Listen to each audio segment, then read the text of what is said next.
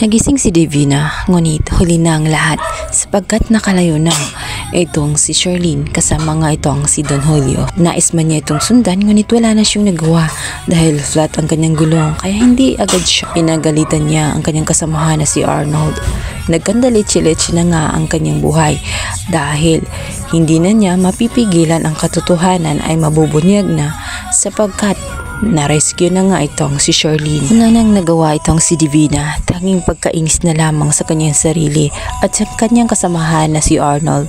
Samantala, nagkaroon ng pagkakataon itong si Leilani na sabihin na nga dahil yun na nga ang pinakaantay na pagkakataon nitong si Sherlyn. Subalit bago pa man niya mabigkas ang mga salita niya, inawalan na ng malay itong si Sherlyn. Kaya naman, iminungkahi niya sa kanyang papang si Julio na pupunta agad sila sa ospital para magamot nga itong si Sherlyn at nabigyan ng pangunahing lunas. Kalaunan ay na-rescue din itong si Sherlyn. Nagkaroon din siya ng malay.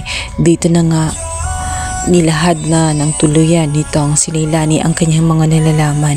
Sinabi niya na patawarin siya sa kanyang nagawa sapagkat siya ang may dahilan kung bakit sila magkalayo ng kanyang tunay na anak. Hindi maunawaan ni Sherlyn ang kanyang pinagsasabi. Sa pagkakaalam kasi niya ay hindi nawalay ang kanyang anak na si Libby at magkasama pa rin sila hanggang ngayon. Dito sinabi nga nitong si Leilani na mali ang kanyang kinikilalang anak sapagkat hindi si Libby ang kanyang totoong anak kundi itong si Sherlyn.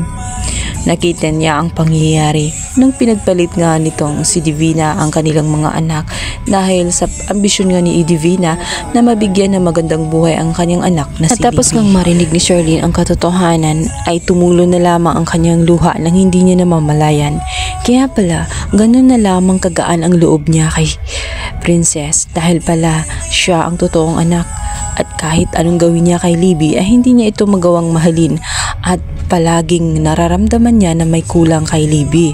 Yun pala ay hindi niya ito anak. Ngayong alam na nga ni Sherlyn ang katotohanan ay pupuntahan niya agad-agad ang kanyang anak na si Princess dahil alam niya na nanganganib ito sapagkat naroon ito sa mga kamay ni Divina.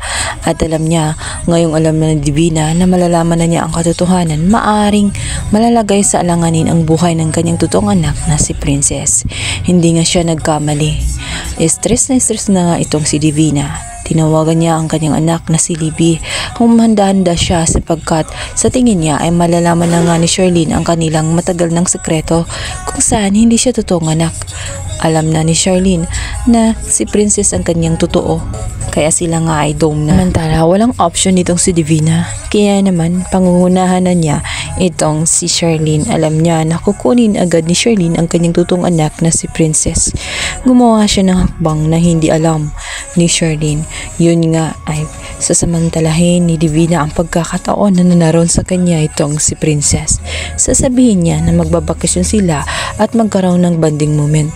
Ngunit ang totoo talaga ay itatakas niya ang anak nga nitong Sherlyn sapagkat ito ang kanyang magiging ganti at ayaw niya na totoong malalaman nga nitong si Princess ang totoong pagkataon niya sapagkat masisira ang kanyang mga plano lalong-lalo na kay Raymond. Samantalang si Raymond ay nagising na sa katotohanan na talagang hindi niya mahal itong si Divina. Sasabihin na nga niya ang katotohanan at magpapaalam na siya dahil ang talagang mahal niya ay walang iba kundi itong si Sherlyn.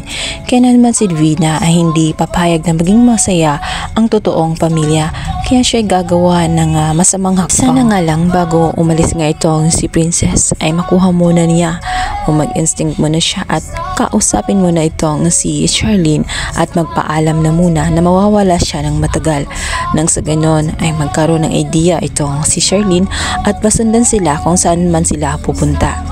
Sana ay ganoon ang mangyari. Thank you for watching. Please don't forget to like and subscribe my YouTube channel.